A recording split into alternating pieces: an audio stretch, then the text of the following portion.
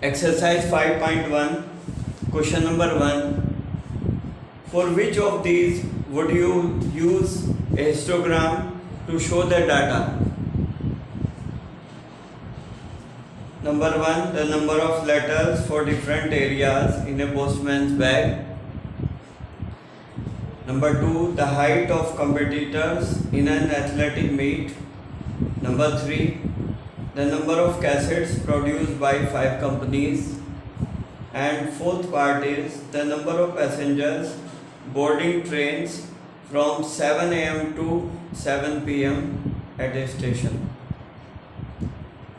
आपको बताना है कि इन 4 पार्ट्स में से किस पार्ट में आप हिस्टोग्राम बनाएंगे, किस पार्ट में आप हिस्टोग्राम नहीं बनाएंगे।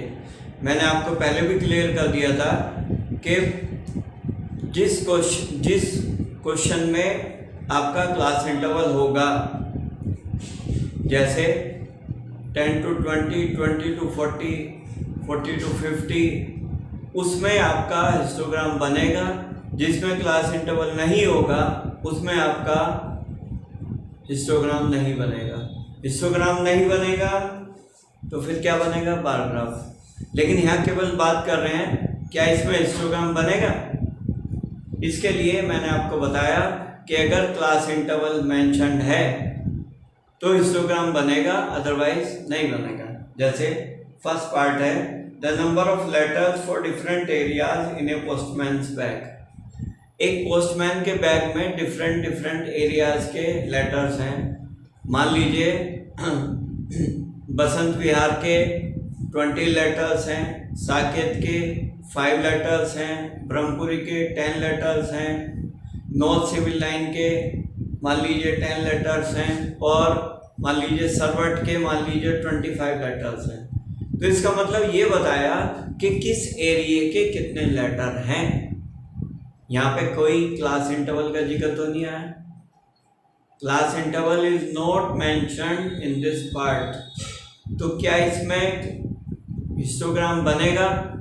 No, no histogram. क्योंकि हिस्टोग्राम बनाने के लिए नेसेसरी है कि आपके पास इंटरवल, क्लास इंटरवल होना मस्ट है। तो ये क्लियर हो गया कि इसमें हिस्टोग्राम नहीं बनेगा। Take the next part, the height of competitors in an athletics meet. जो रेसर होते हैं उनकी हाइट्स, ठीक है। मान लीजिए उसको कैटेगराइज कर सकते हैं हम। मान लीजिए 160 सेंटीमीटर से 165 सेंटीमीटर कितने मीट हैं, कितने एथलेटिक हैं, और क्या नाम 165 से 170 तक कितने हैं, 170 से 180 तक कितने हैं, 180 से 85 तक कितने हैं, 185 से 190 तक कितने हैं। मतलब हम इनकी हाइट्स को, जो हाइट सेंटीमीटर में है, उसको हम कैटेगराइज कर सकते हैं। हम कह सकते हैं कि 160 से 165 तक मान लीजिए 35 कैंडिडेट्स हैं, 165 से 170 तक मान लीजिए 10 कैंडिडेट्स हैं। इस तरीके से हम कैटेगराइज कर सकते हैं। तो क्या इसमें हिस्टोग्राम बनेगा? यस, बनेगा, because it has class interval. Class interval होगा तो हिस्टोग्राम बनेगा, अदरवाइज नहीं बनेगा। तो इट मीन्स बी पार्ट में जो हाइट दे रखी है कंपिटिटर्स की, उसमें आपका हिस्टोग्राम बनेगा। Now take the next part, the number of cassettes produced by 5 companies. अब 5 अलग अलग कंपनियां हैं। मान लीजिए एक कंपनी है ए, एक B, C, D, E and F. इस तरीके से कंपनियां हैं, ई तक हैं। तो अब वो मान लीजिए ए कंपनी बनाती है 5000 कैसेट्स, बी बनाती है 2000 कैसेट्स, 3 बनाती है 7000 कैसेट्स, डी बनाती है मान लीजिए 1500 कैसेट्स, और ई कंपनी बनाती है 4000 कैसेट्स। तो क्या इसमें क्लास इंटरवल कहीं मेंशन है?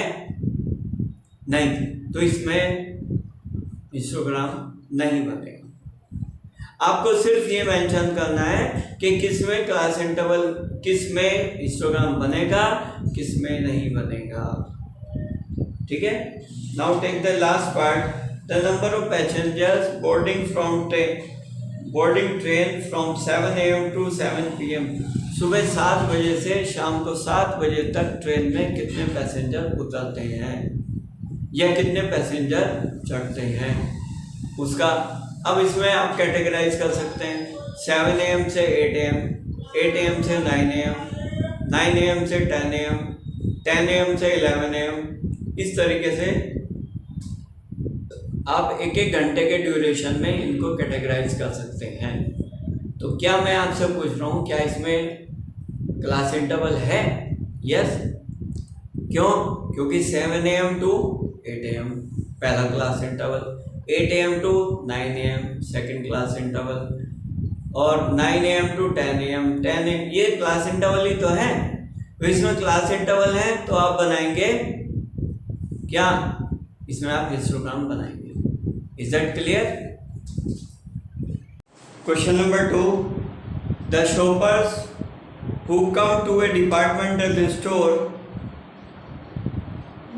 are marked as man M, woman W, boy B और girl G.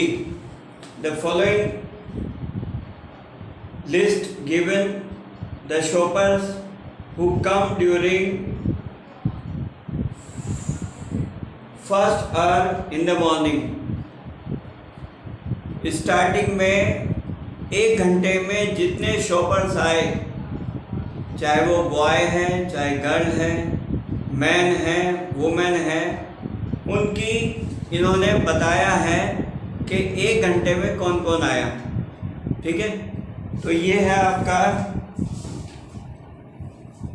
मैन,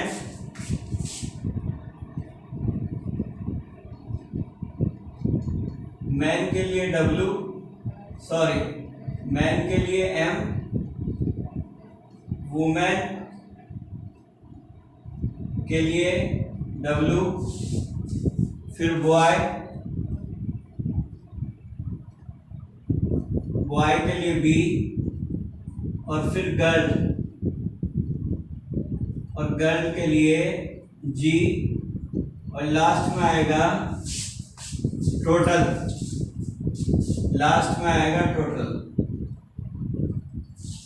अब आपको क्या करना है,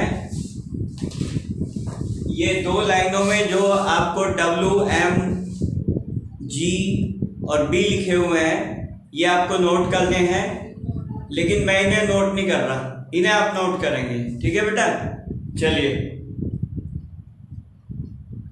काउंट करते हैं। पहले मैन की काउंटिंग करते हैं। मैन, M फॉर मैन, चलिए काउंट करते हैं। 1 2 3 4 5 6 7 8 9 10 11 12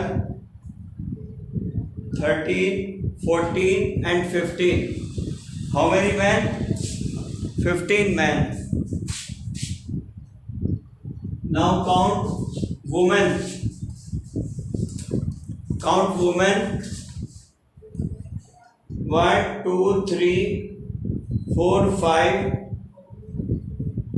6 7 8 9 10 11 12 13 14 15 16 17 18 19 20, फिर 21 22 23 24 25 26 27 28. Women are 28. Now count boys. Women are 28. Now boys. 1 2 3 4 5. Boys are 5. Now girl. 1 2 again count girl 1 2 3 4 5 6 7 8 9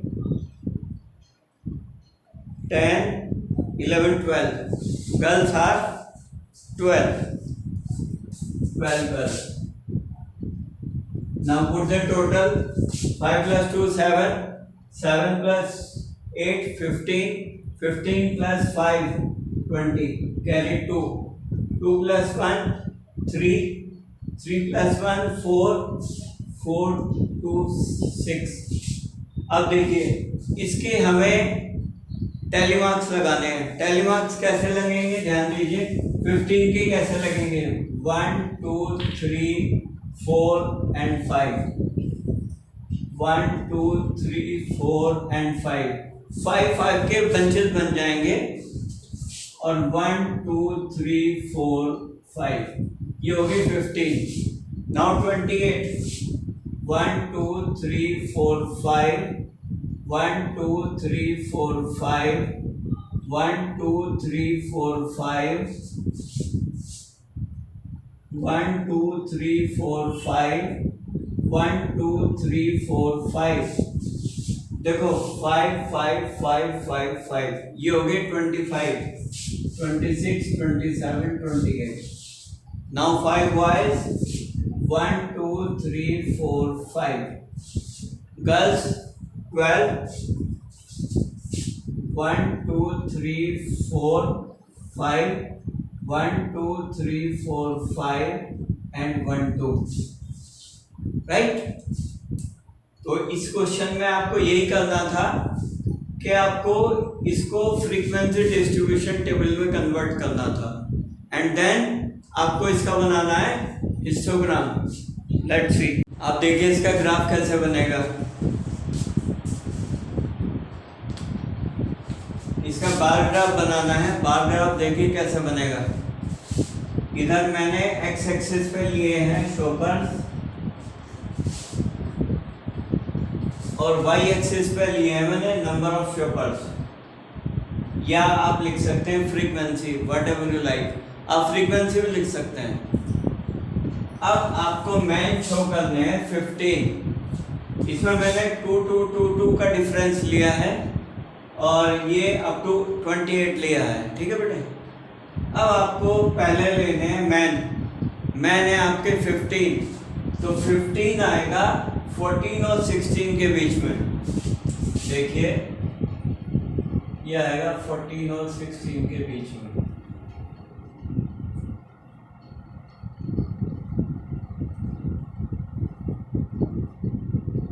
ये हो गया मैन. अब आपको लेना है वुमेन. वुमेन लेने हैं 28. थोड़ा सा गैप छोड़ के 28.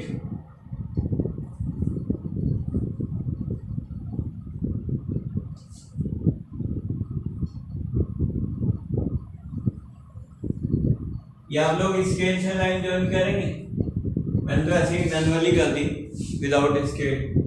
इसके बाद बॉय है 5 तो 4 और 6 के बीच में 5 आएगा. स्केल से प्रॉपर्ली बनाना है बेटे आपको. इसके बाद है 12 है ये रहा. Neat and clean bar graph बनाना है बेटे. तो ये हो गया मैन, ये वुमेन, ये बॉय और गर्ल. आप क्या करेंगे ऐसे करके लिखेंगे मैन MAN, फिर वुमेन WOMAN, फिर आप लिखेंगे बॉय BOY, ऐसे लिखेंगे गर्ल GIRL. ऐसे पूरा करेंगे इस क्वेश्चन को. ठीक है बेटे, समझ में आ गया.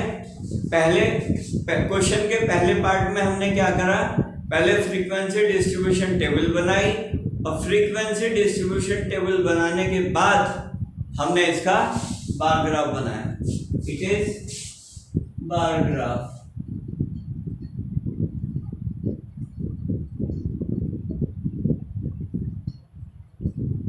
ठीक है बेटे, अच्छे से सुंदर सा ग्राफ बनाइए। कॉपी को ऐसे रखिए बिल्कुल नीट एंड क्लीन, जिससे देखने में लगे कि किसी अच्छे बच्चे की कॉपी है। Okay, thank you very much.